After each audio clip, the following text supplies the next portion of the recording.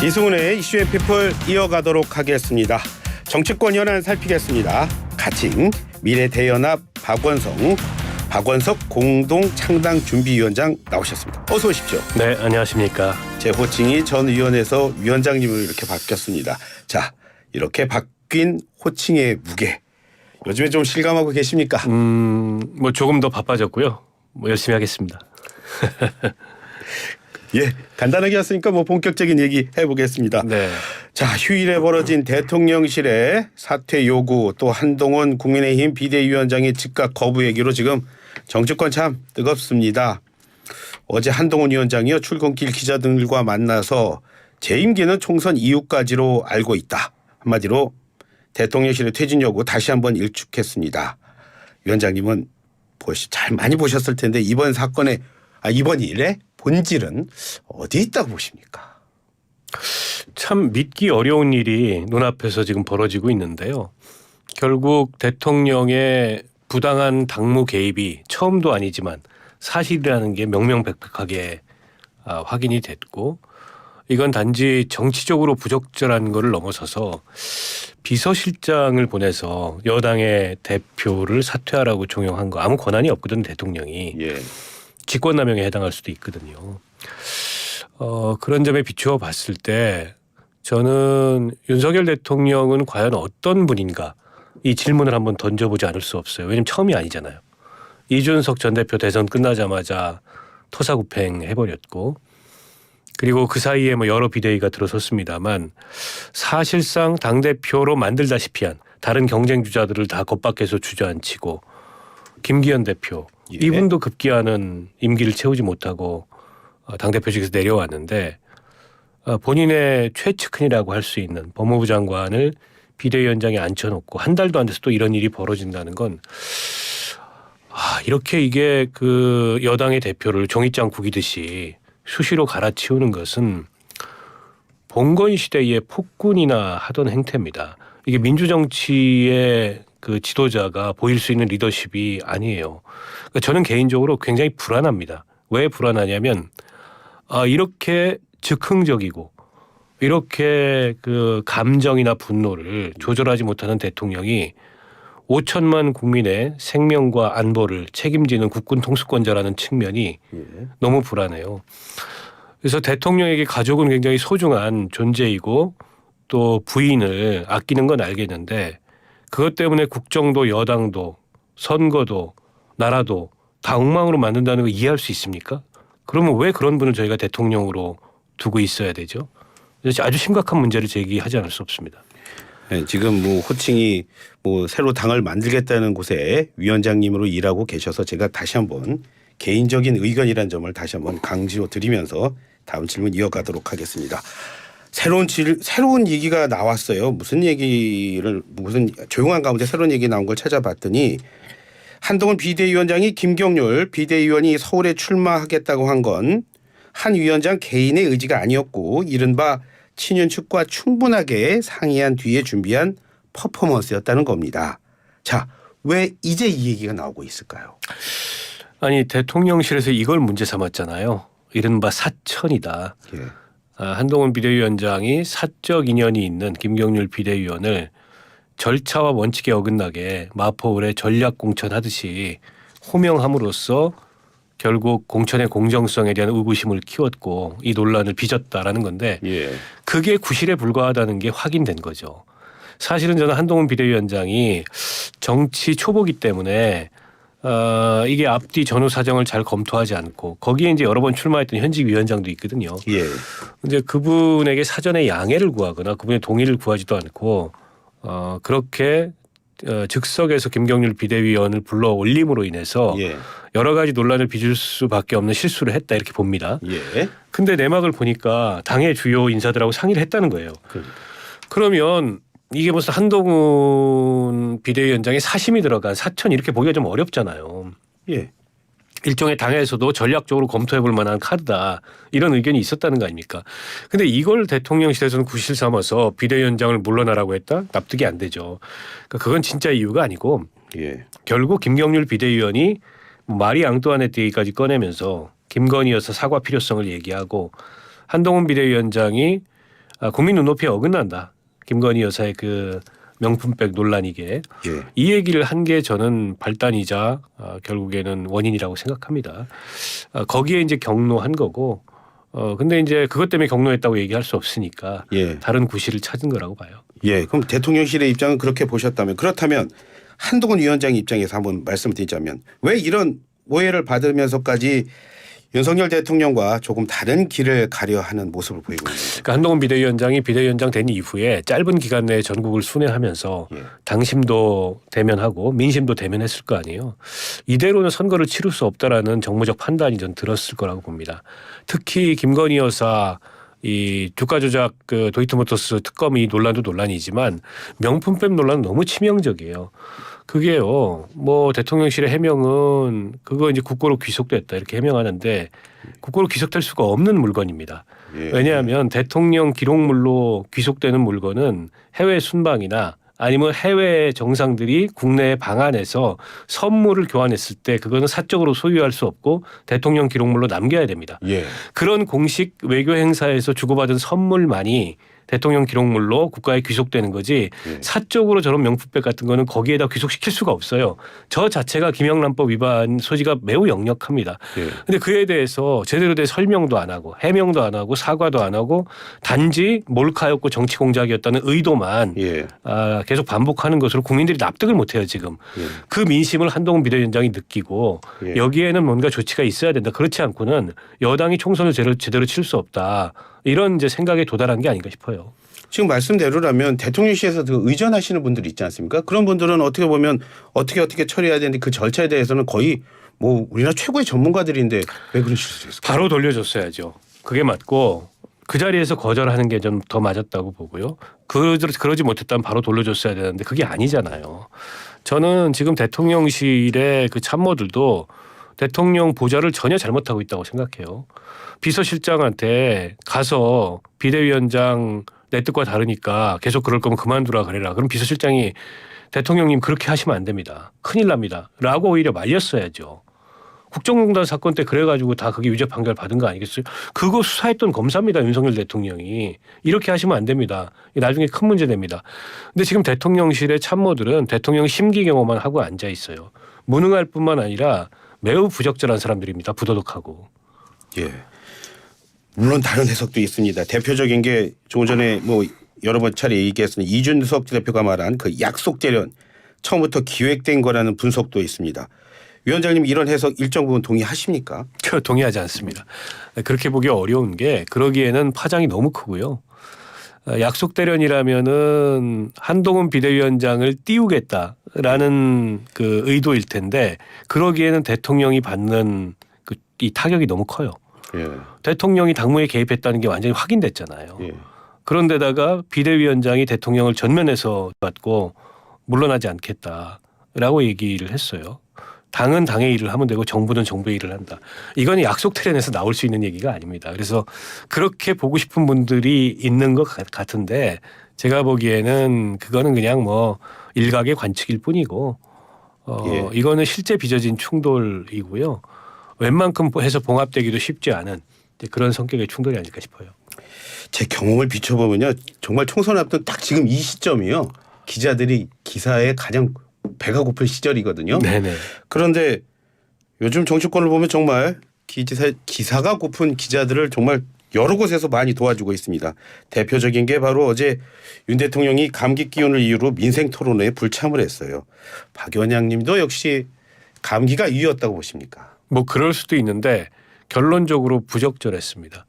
더군다나 여권 내부에 저런 그 자중질환 논란이 빚어졌는데 대통령이 국민과 사전에 약속한 대화의 자리를 피한다면 논란은 더 커지는 거 아니겠습니까?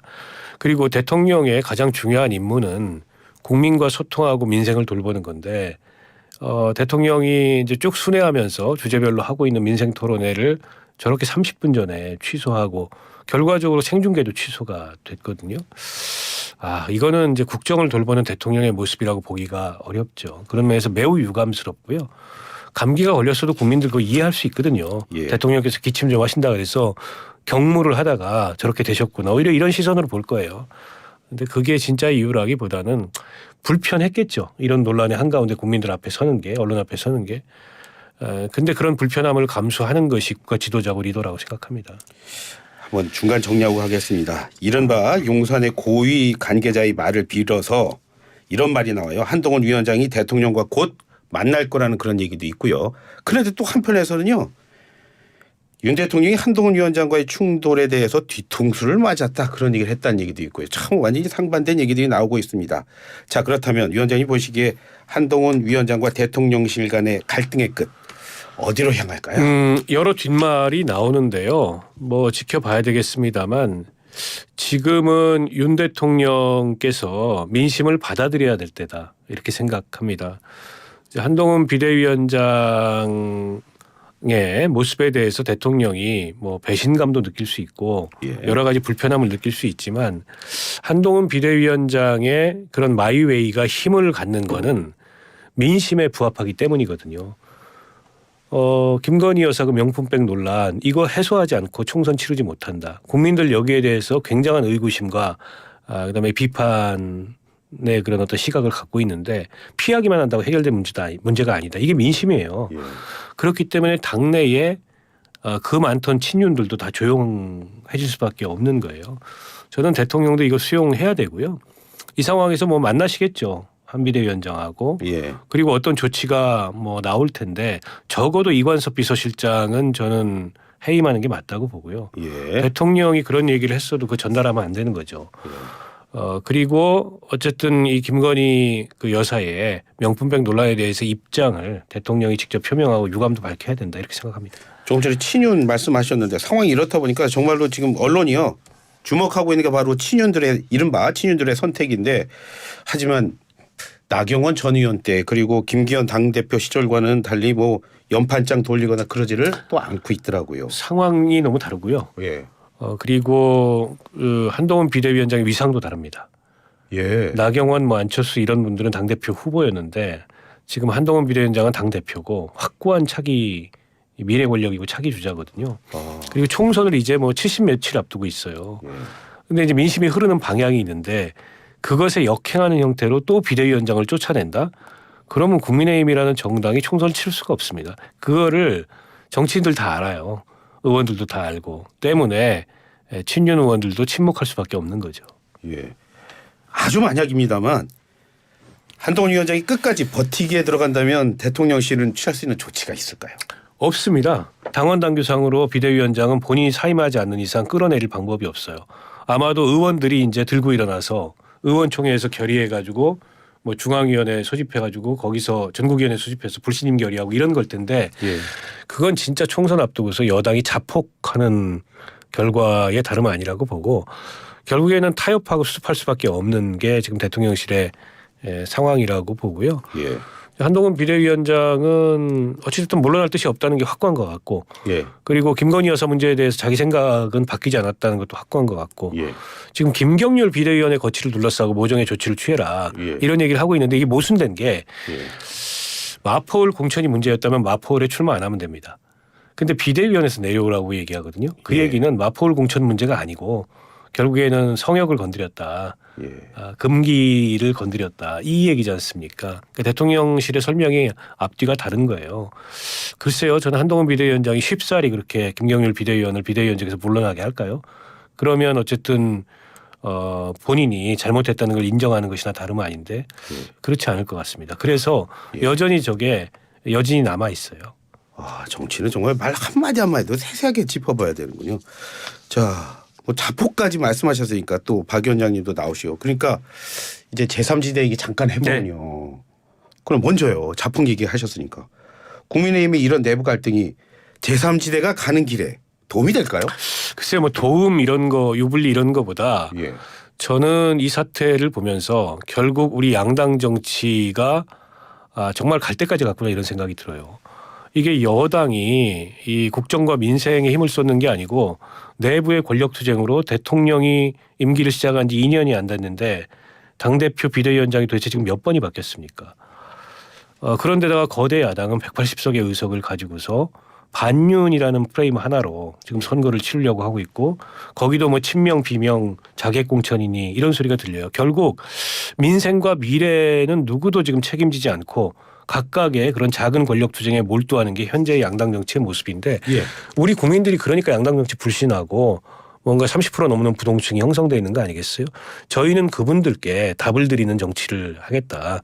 양당과는 다른 이 민생에 대해서 대한민국의 미래에 대해서 책임 있는 얘기를 하겠다. 이게 이제 신당을 만들고자 하는 세력들의 어떤 목표고 양당에서 혹은 다른 당에서 나와서 이런 삼지대의 새로운 정치를 추진하는 그런 취지이기 때문에 국민들께 그런 점을 잘 설명드려서 국민들이 저희 취지를 알 수 있도록 최대한의 노력을 하고자 합니다. 신당을 만들려는 분들의 목표까지도 말씀을 하셨는데 이준석 대표가 그런 말을 했다고 그래요. 이낙연 전 대표를 향해서 말이죠. 이재명의 피해자인 이낙연 전 대표가 개항을 해 출마해야 된다고 말입니다. 자, 그러면 이제 개항을 해서 이재명, 이낙연, 원희룡 이렇게 3파전 해야 하는 겁니까? 글쎄요. 뭐 이거는 이준석 전 대표가 생각하는 흥미로운 구도일지는 모르겠는데 개항을 출마가 피해자로서 이재명과 싸우기 위해서 한다라는 거는 좀 적절치 않은 접근인 것 같고요. 예. 또 이낙연 전 총리가 저도 출마하는 게 좋다고 봅니다. 그런데 예. 그걸 개항을 거론하는 거는 무슨 이재명 대표 스토커가 아니잖아요. 예. 이낙연 총리가 또 그렇게 가볍게 소비될 분도 아니고 무엇보다 이낙연 총리 정도 되신 분, 뭐 이낙연 총리 정도 되신 분이 아니라 누구에게도 정치인의 출마 어느 지역으로 출마할 건가 이건 실존적 결단인데 예. 그거는 남이 뭐 이러라 저러라 할 문제가 아니죠. 예. 이준석 전 대표가 너무 가벼운 얘기를 했다고 생각합니다. 가벼운 정도에서 그치는 게 아니라 사실 뭐 그 얘기 듣고 이낙연 전 대표와 가까운 분들은 좀 부글부글했다 뭐 이런 얘기도 들리더라고요. 또 그런 한편에서는 또 불출마를 확고하게 얘기했더니 이 대표가 또 다시 고민을 한다. 뭐 그런 얘기도 있고요. 이낙연 전 대표는 과연 이번 총선에서 어떤 선택을 해야 할까요? 최종 선택은 그 본인이 하시겠지만 저도 간곡하게 말씀을 드렸고 많은 분들이 그런 말씀을 드렸는데 신당의 성패에 있어서 호남 여론이 굉장히 중요합니다. 그러니까 호남 여론이 민주당 정치나 이재명 대표 리더십에 그렇게 흔쾌하지 않아요. 그러니까 거기에 이제 정치적 공백지대가 크게 형성이 돼 있는데 이낙연 전 대표가 예전만큼 호남에서 지지를 못 받는 건 사실이고 또 많은 비난과 비판도 있지만 그런 비판과 비난을 뚫고 나가야 된다고 생각합니다. 그래야 신당의 공간이 열린다고 생각하고 이낙연 전 대표께서 그 역할을 해 주셔야 된다. 그런 호남에서의 그 신당을 들고 정면 돌파하는 역할을 가장 좋은 건 전 총선 출마라고 생각하고 그래야 이제 신당의 공간이 호남에서 생기고 전국적으로 생길 수 있다. 이 말씀을 간곡히 드리고 있고 이낙연 대표도 미국에서 귀국하면서부터 불출마 입장은 확고했는데 이제 함께 이제 신당 운동을 하는 분들이 그런 점을 계속 간곡히 얘기하니까 지금은 조금 이제 생각을 다시 시작하시는 게 아닌가.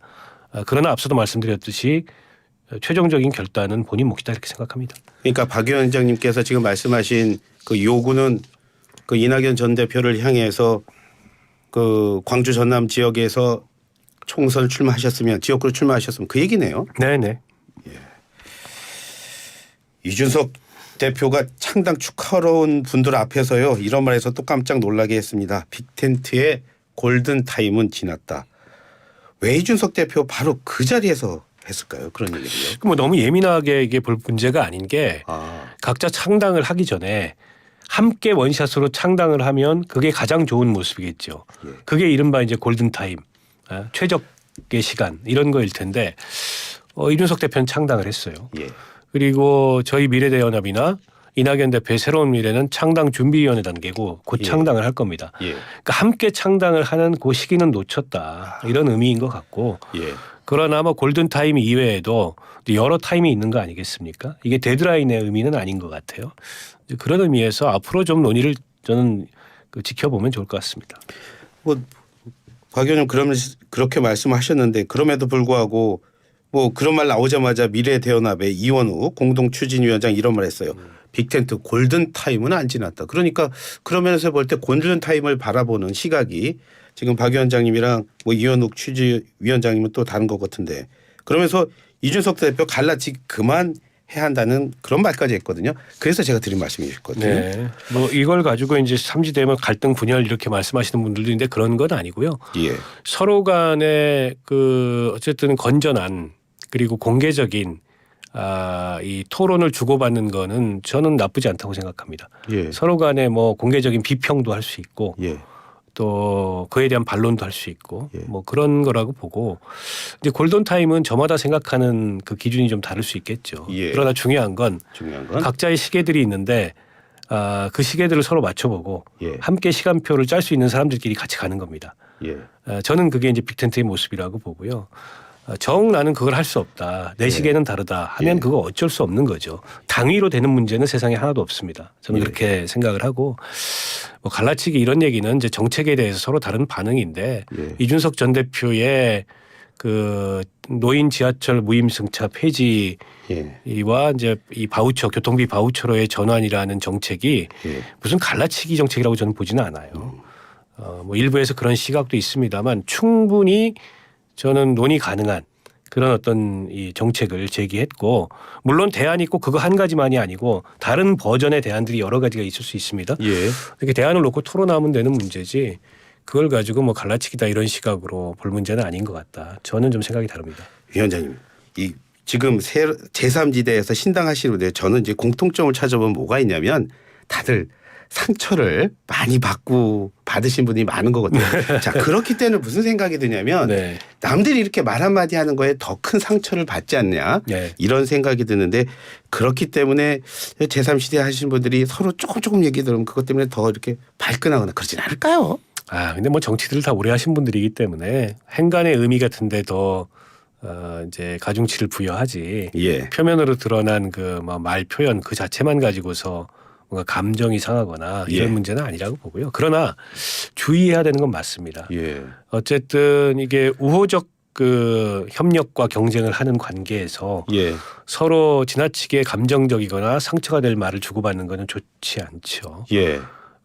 물론 이게 협력과 경쟁을 협력하는 관계에서도 비판이 있을 수 있습니다. 예.